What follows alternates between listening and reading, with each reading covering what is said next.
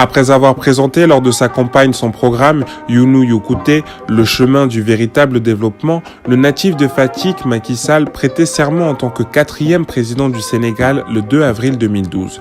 Il succédait à Abdoulaye Wade et marquait le début d'une nouvelle ère après 12 ans de règne de son prédécesseur. Lors de sa campagne, Macky Sall avait fait des promesses. En arrivant au pouvoir, il souhaitait gouverner autrement. Il déclarait dans Jeune Afrique que les Sénégalais ont réclamé une gouvernance plus vertueuse, plus éthique. Nous avons l'obligation de rendre des comptes, de réduire le train de vie et les dépenses naguère somptuaires de l'État. Afin de respecter sa parole, une série de mesures fut prise. On compte notamment la vente du second avion de la présidence, la suppression de plus de 60 agences et directions nationales, des voyages en première classe pour toutes les autorités publiques. En bref, le président a voulu acter son alternance par des actes concrets. Pour montrer sa bonne volonté et celle de ses collaborateurs, le président et les ministres ont chacun déclaré leur patrimoine. Celui du chef de l'État, totalisant 1,3 milliard de francs CFA, a fait l'objet de controverses dans l'un des 25 pays les plus pauvres du monde. Le défi était d'envergure pour l'ancien Premier ministre. 2 ans après son élection, le plan Sénégal émergent PSE fut mis en place. Il est basé sur 4 piliers: la transformation structurelle des bases de l'économie, la promotion du capital humain, la bonne gouvernance et l'état de droit. Le PSE vise à conduire le Sénégal sur la voie de l'émergence à l'horizon 2035. En 2012, la situation économique sénégalaise était marquée par un taux de croissance du PIB de 3,3%, mais un déficit budgétaire avoisinant les 7% et une activité industrielle ralentie. Le déficit de trésorerie de 149,492 milliards marquait un pays proche du surendettement. En 2019, les chiffres sont différents.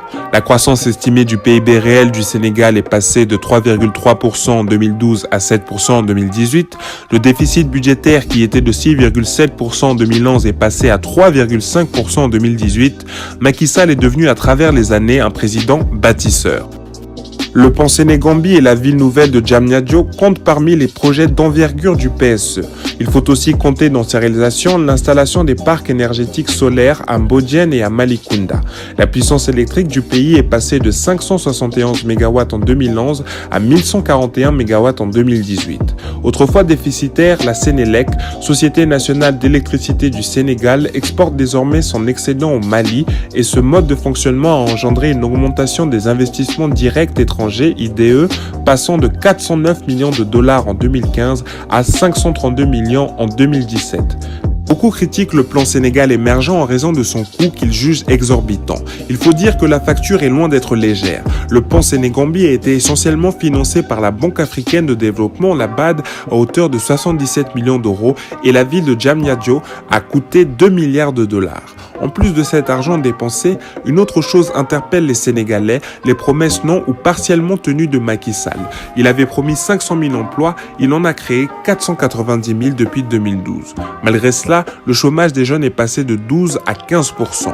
Dans la liste des nombreux engagements du programme Younou Youkouté figurait la couverture maladie universelle, comprenait CEMU. Un projet entrant dans le cadre de la protection sociale universelle est censé résoudre le problème de l'accessibilité financière aux soins des citoyens sénégalais. Aujourd'hui, les femmes enceintes arrivant au terme de leur grossesse supportent encore beaucoup de frais liés à leur hospitalisation, pouvant aller jusqu'à 200 000 francs CFA, soit 300 €, ce qui reste cher pour beaucoup de familles. Le salaire minimum légal est inférieur à 100 € au Sénégal. Cette initiative est certes notable, mais présente encore quelques insuffisances liées au financement des centres de santé qui provoquent souvent des grèves.